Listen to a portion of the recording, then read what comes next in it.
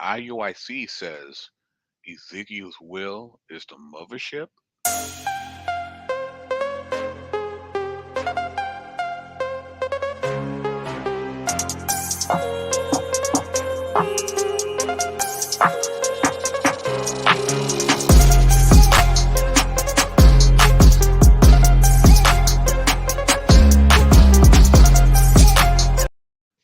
Yeah, what's going on, party people? In the place to be, I go by the name of the BK Apologist, transmitting all the way live. New York is the city, Brooklyn is the borough. What's good? What's popping? Hope everybody's doing okay and all right. Of course, we got to see what's up with the most illustrious chat we have in the whole world. We got SOC in the building. We got my main man, Mr. Phil Fox. We got Mr. Green in the building. Was good, was good. And as always, if you have not yet already, please like, share, and subscribe. Please share this link. Tell a friend that it's him again. If you like how it goes down at the BK Apologist, you can become, well, before you can become, you can show your love via PayPal. Or if you would like to become a monthly supporter of BK, you could become a Patreon where you will be given an assortment of teaching aids to help you in your personal Bible study. All right. So we got Eric Alexander. We got KJ in the building. We got, hey, Mary. It's good to see you, Mary. Um, yeah, guys, we just shared a link. It'd be definitely appreciate it. Um, yeah, man, good stuff all the way around. We got brother Brian. What's going on, sir? It's good to see you. We got Brandon on the check-in. That's what I like to see. Yes, yes, yes. So you're probably wondering what in the world BK is talking about when it comes to IUIC. We see the George Clinton in Parliament, the mothership. What does that got to do with Hebrew Israelites and all that? Well, it's actually inspired by a IUIC video and about Ezekiel and their understanding of Ezekiel's vision. So, with that being said, let's share my screen so we can see this video. Okay, all right, and here we go. For the deliverance. So let's get this real quick. Play that video.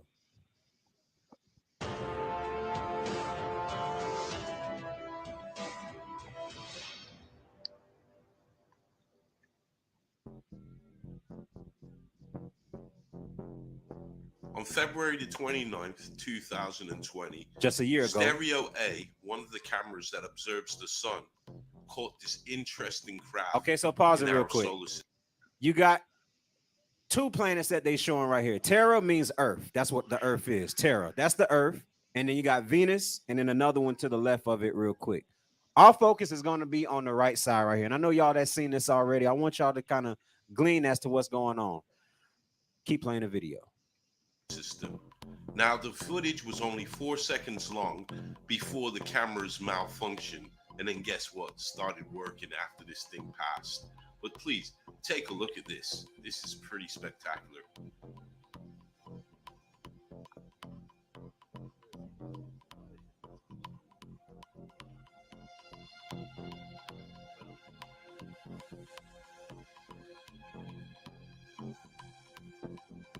All right, pause it right there. Let me just make it plain and explain it real. Oh, go back. Play it again. I thought it was going to stop. Right there. Just pause it right there. Okay, so y'all see to the right there? On y'all right there? That right there is what they're calling Ezekiel's will. And it's over the mass size of the Earth, Venus, and Mercury right there. When we talk about a mothership, that's what they're seeing in the radars in the planet. So you got to understand, and I'm just going to bring it up to light to today. Why the hell are they pushing to leave this planet? What's coming here that they got to leave so much? I'm just saying. Right. So Ezekiel's will. So IUIC, like many other One West derivatives, they have this interesting take on Ezekiel's vision, and they believe what Ezekiel saw was a UFO. Right. Well, actually, they don't say it's a UFO. IUIC. They say that they actually know what it is, and it's a starship. It's the mothership. The ship that's going to come and take Hebrew Israelites away. Right. So, which is interesting because you know Ezekiel tells you what he's seeing. He's not at a loss for words when you read the text. He tells you exactly. He's not trying to guess. He's not trying to figure it out. He knows what he sees because it's actually familiar to him. Why do I say that? Well, let me share my screen.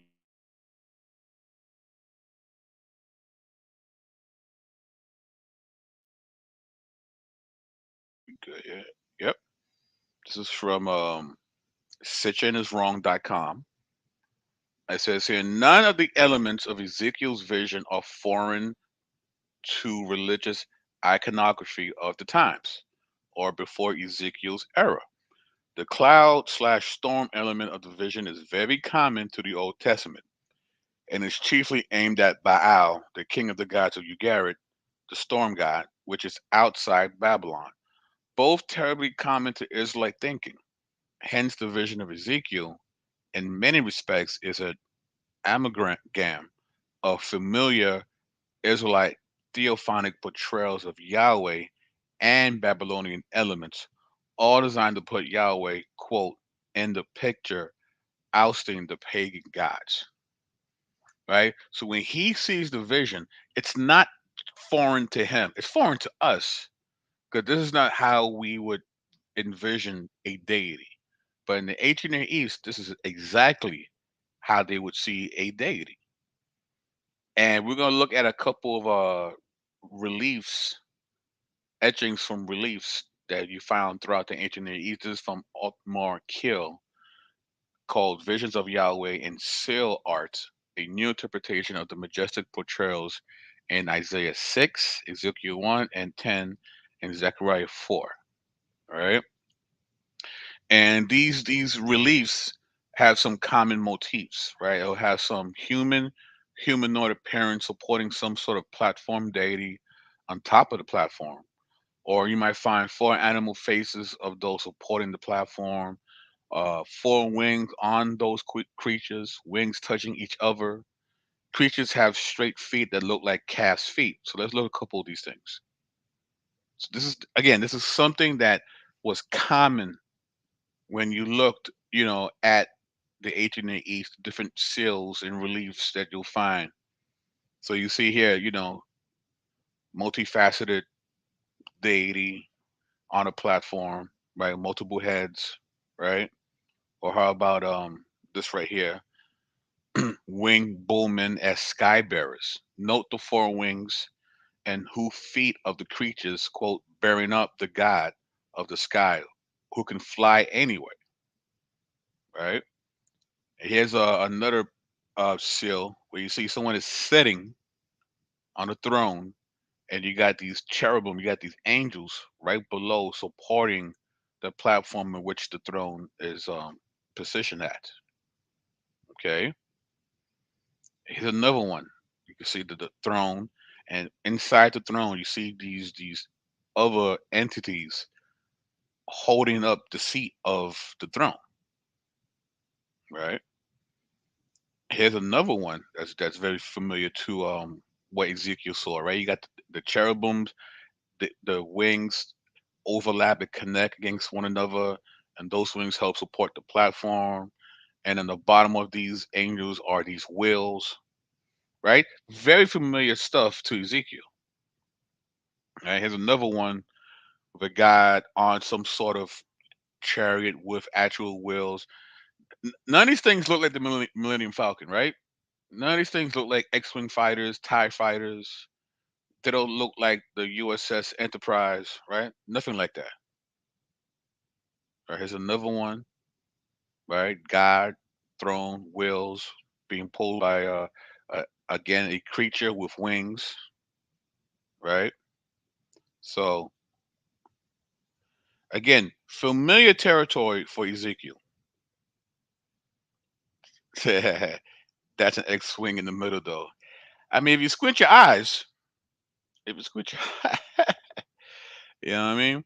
But again, familiar stuff. So he wasn't like the shocking thing for Ezekiel wasn't that it was some brand new way of seeing God. It was just seeing God at all. Because but prior to that, you see in these different paintings and reliefs.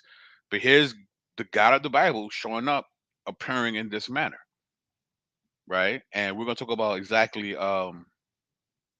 why that's the case. Oh, so there's nothing wrong with Parliament. I was just since they call it the Mothership, I was just having a poking a little fun at these guys and the thumbnail. So this is not a condemnation of P Funk at all, right?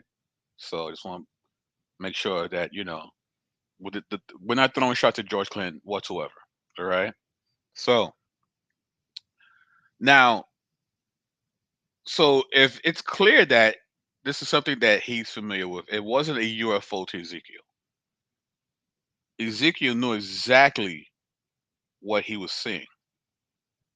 You know what I mean? So where do they get this idea? Right? Where do they get this idea that God was on some sort of, spaceship? Well,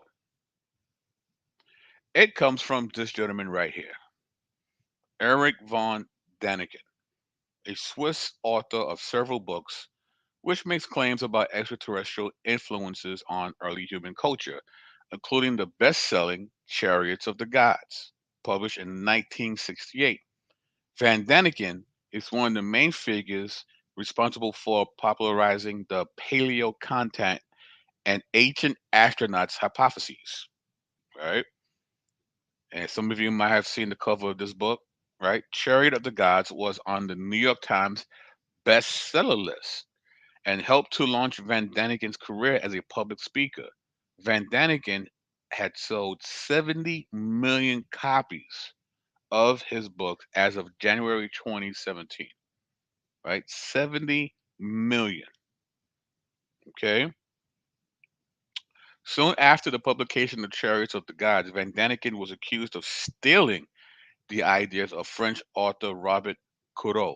A 2004 article in Skeptic magazine states that Van Daniken plagiarized many of the book's concepts from The Morning of the Magicians. That this book, in turn, was heavily influenced by the Cthulhu mythos, and that the core of the ancient astronaut theory originates in H.P. Lovecraft's stories, The Call of Cthulhu and the Mountains of Madness. So this is where these one West derivative Hebrews are getting their their interpretation of Ezekiel being a spaceship. They're getting it from dun, dun, dun, the white man. They're not getting it from scripture. They're not getting it from Ezekiel. They're getting it from Van Daniken. And as a side note, what they're actually doing is they're gaslighting Ezekiel, right? Because they're telling Ezekiel, yeah, what you saw, that's not what you saw, Ezekiel. What you saw was the USS Enterprise. That's what you saw.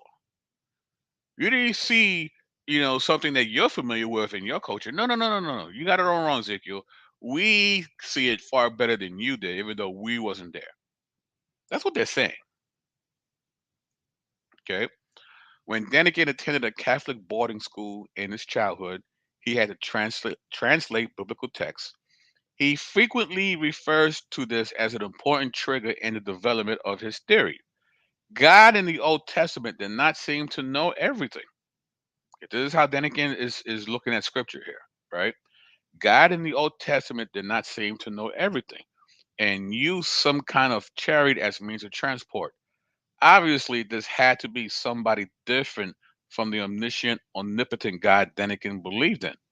Ancient astronauts were his answer to his incongruity, and henceforth they constitute the interpretive frame for every myth in which the gods did not live up to Denikin's theological ideals. He wants to correct the central misconception of the religious traditions of the world.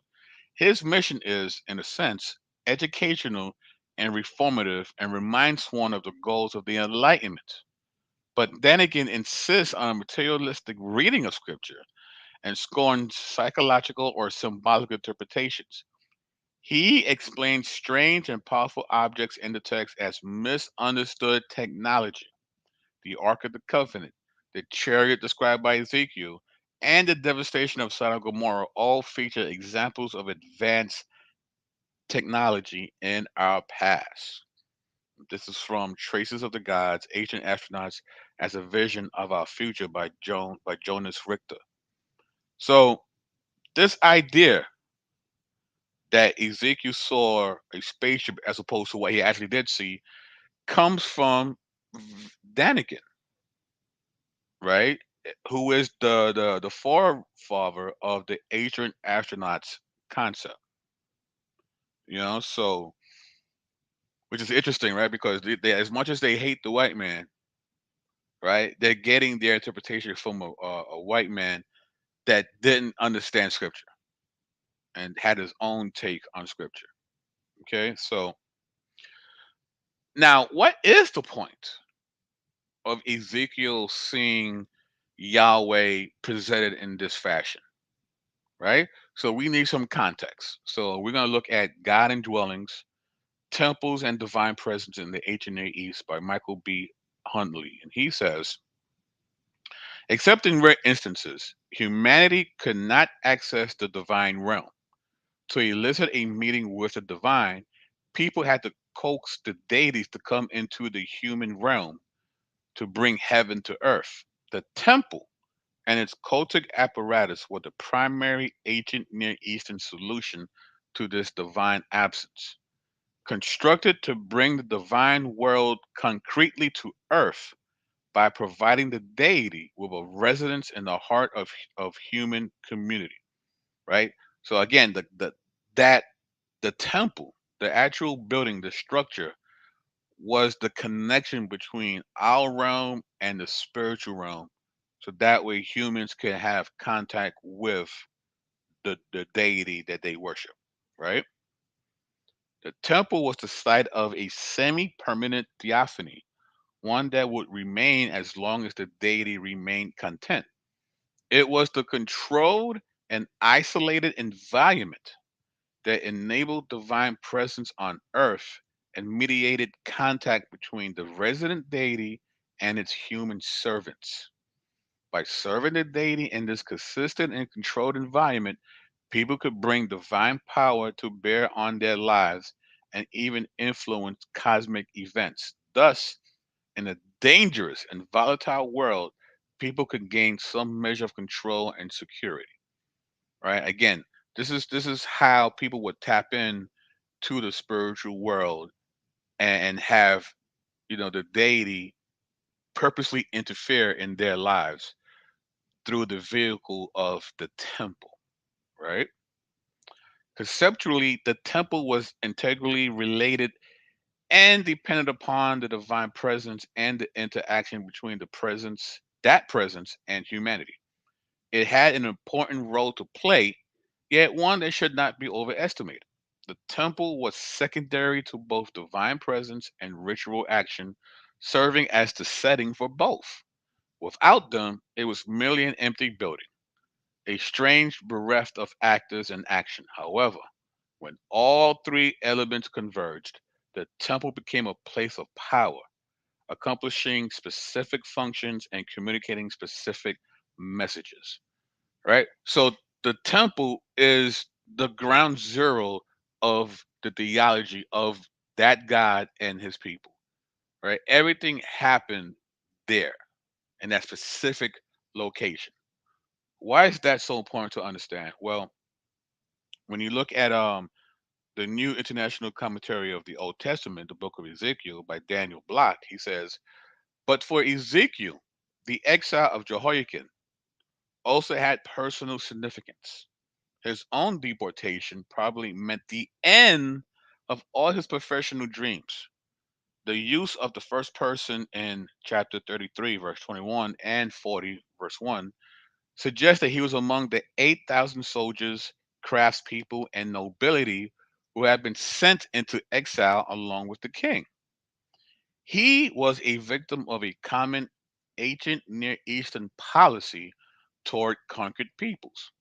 The mass deportation of entire populations designed to break down national resistance at home by removing political and spiritual leadership and to bolster the economy and military machine of the conqueror's homeland. Because remember, the temple is in a specific place, it's in the country. That country's entire belief system was tied into that one specific locale. So if the enemy comes and conquers these people and takes them out the land, they no longer have that connection with their God. Because why? Because remember, the ritual and the spiritual convergence occur only at the temple. So if you take the people away from their temple, you're basically taking them away from their spiritual connection with their God, which is adding insult to injury. They already lost the war. Now they're losing connection with their God. Okay. And we see this in 1 Samuel 26. It says, please listen to what I have to say. If the Lord has turned you against me, maybe a sacrifice will make him change his mind. But if some people have turned you against me, I hope the Lord will punish them. They have forced me to leave the land that belongs to the Lord and have told me to worship foreign gods.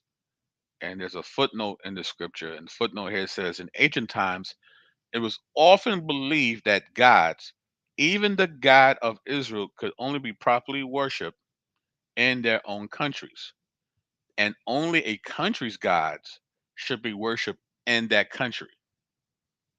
So this is the setting in which Ezekiel sees this vision, because where he sees it, he's by the rivers of Babylon. Right? He's been exiled out of his country. So according to how people in the ancient Near East saw their belief systems, he has been severed. His connection to Yahweh has been severed simply because he's no longer physically in Israel. So he's in the rivers of Babylon, but he sees Yahweh. And the ancient Near East, that should have never been the case. Okay, and this is a quote, a transcript from the Naked Bible podcast by Michael Heiser, and he speaks on this. He says, "What's happening here? The point here is that Ezekiel's vision borrows basically every feature in it from Solomon's temple and its furnishings, the whole temple complex. Ezekiel borrows all the elements and amalgamates them into one heavily thrown thing because the temple is not destroyed in Ezekiel 1. It's going to be destroyed while Ezekiel's in Babylon.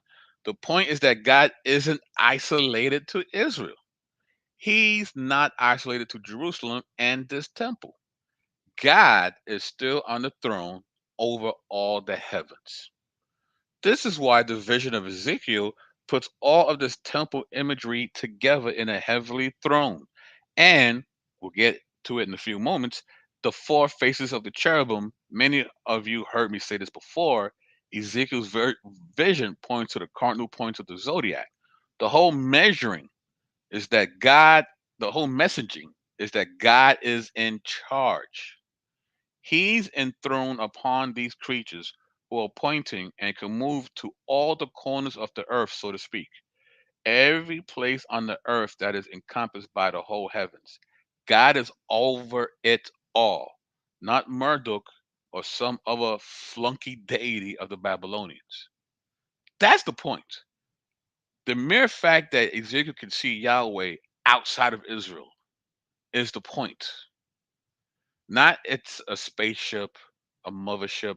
The point is Yahweh isn't chained by boundaries. Maybe these other gods are, but not Yahweh. All right. Says, yes, we are in exile in Babylon and life is not good. It's bad, but Yahweh is not isolated to this little spot in this temple in Jerusalem and the territory of Judah, the kingdom of Judah. He's just not. So Ezekiel wants the Jews to know that God is still ruling over everything, no matter if there is a temple or not, because there's a heavenly temple. It's the whole cosmos, as it were. It's everything that they know exists, heaven and earth, every direction. Nothing escapes the sovereignty of the God of Israel. Okay, and that's the point. That is the point, of this vision that Ezekiel has. Because for Israel, for a lot of them, they felt like God failed them, not realizing that, well, you were in covenant with God, you broke covenant, and because of that, God has taken you out of the land. For a lot of them, they don't think it's their fault, right? They think, oh, our God, I guess, wasn't powerful enough to defeat the other God, and that's why we're here. No, that's not the case. Why? Because look who's here in Babylon, Yahweh. I'm not defeated. I didn't lose. You rebelled against me, and I told you if you do, you don't get to live in the land. So here we are now. So I'm still in control. I'm still on the throne. This is not a Yahweh problem. This is a you problem, Israel. You rebelled. I told you not to. You did so anyway. 'Cause I told you the consequences that would occur if you did. You did it anyway, and now we are here. But I don't want you to lose hope because I am the true and living God. My temple isn't that little edifice that you built for me. The whole cosmos is my temple, and I move around it freely as I please. For example, here I am in Babylon. God is enemy territory. It's like I could go whatever I want. And if you look at these creatures that's holding my platform, they look like some other deities from the ancient Near East, don't they? And they're holding my platform. They're serving me. It's a flex. Yahweh's flexing on these dudes. These dudes are my chauffeur. They're my caddies, my servants. These other deities, they're nothing to me. They're holding up the platform for my throne room. That's what they get to do. Why? Because I'm God. And funny enough, someone like IUIC, like I can see them preaching this. Like this doesn't disrupt their theology. Like this is really good stuff. The power and sovereignty of Yahweh. I don't think any Hebrew Israelite would disagree with that, whether it's New Testament or Tanakh only.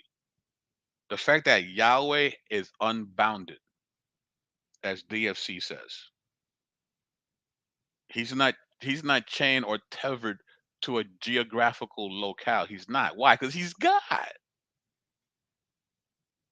This is powerful stuff. But you reduce this to a sci-fi film. You know, it's Independence Day now. That you rather have that for some strange reason, as opposed to the mighty Yahweh himself. SOC here says spaceships was a common teaching when I first joined the BHI. And let me just put this out there too. I'm not saying that might possibly be life forms that exist outside of our planet. And they might have advanced technology. That could be the case, but that's not what Ezekiel is seeing though. Like read the verse, read the chapter. He gives a very detailed breakdown of what he's seeing. He's not at a loss for words. You know, he knows what he's saying because it's familiar to him and the world that he lives in. So this idea of a spaceship, you don't get that concept from the Bible. You get it from dun, dun, dun. The white man. You know. Thank you, Prime Minister, for the super chat. Greatly appreciate it. Thank you. Thank you. So again, it's just horrible butchering and eisegeting the text. You know. Am I B- BK still hoping for first contact? Listen, I'm not hoping. But I'm saying that it's possible. It's possible. You know. And actually, a good question is, if there is life in other planets, do we share the gospel with them? But that's a whole different show, right? That I think makes for a great topic. But yes, once again, Prime Minister, thank you for the super chat. Your generosity is definitely appreciated. Thank you, Michelle Turner, for that. So I wonder if they think ET are Israelites too. You know what? Don't be surprised if there's some group out there that's teaching that. I mean, there's a lot of stuff going on there. But again, just to recap, right? Ezekiel is seeing the throne, a portable throne in which Yahweh sits, and it appears in a place that most gods can't do. The other gods can't move around freely like that, but Yahweh can. That's the point. That's the point. And Mary says, yes, I think it was a teaching because my ex used to talk about UFOs and was telling others about them. Yeah, a lot of them, this is a major teaching in their, theology. But they're not getting it from scripture, Mary, right? They're getting it from ancient astronauts. They're getting it from a white man, and not that white man can't know the Bible, but this particular white man does not. He doesn't trust the Bible. He thinks God isn't smart enough or majestic enough to do that. So he has to rely on, an actual starfighter to get around because God is not as sovereign as we thought he was. This is his thinking, this guy, the writer of the Chariots of the Gods. He's he's he's devaluing God's sovereignty. God can't be that great. He got to be using some kind of vehicle to get around because he's not that awesome. This is his understanding of the text, and for some reason, IUIC agrees. Right? They make God very small. They make him very small. He barely plays a part in their own theology. So that's I want to share with you guys. Ezekiel knew what he was seeing, and IUIC don't trust what Ezekiel sees. They're gaslighting the Bible. This prophet doesn't know what he's seeing, but we do. We know what he's seeing. Ezekiel's off. Really? So yes, Mr. Green, thank you for bringing that up. Yes, the NOI also speak of the will. Farrakhan speaks about this all the time. That it's you know Master Farad Muhammad is he's not dead. He's actually in the will, and they're just ready for the right time to unleash you know the USS Enterprise with their photon torpedoes upon our oppressors. So it's crazy. Nate says, quote, what does God need with a starship? Captain Kirk. The captain is correct. God is not in need of a vehicle. He really isn't. But yeah, guys, I just want to share that real quick with you. So the next time you see this, understand they're not getting it from scripture, guys. They're getting it from a disillusioned white man who's a plagiarist from other fictional works. And somehow his works, his interpretive lens made its way to One West. Right? So just want to share that with you guys real quick. I hope you guys have a good evening. Anytime you see people bring this up in their respective Facebook groups or Twitter, please share this so you can help them out. All right. So with that being said, this BK signing off. Peace.